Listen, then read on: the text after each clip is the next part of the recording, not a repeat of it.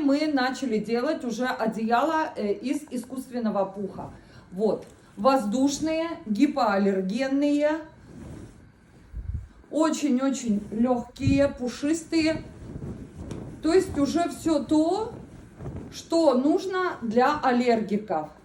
Вверх мы использовали турецкий сатин. Очень мягкая ткань, хорошая ткань, легенькая ткань. Вот одеяло, вот смотрите какое.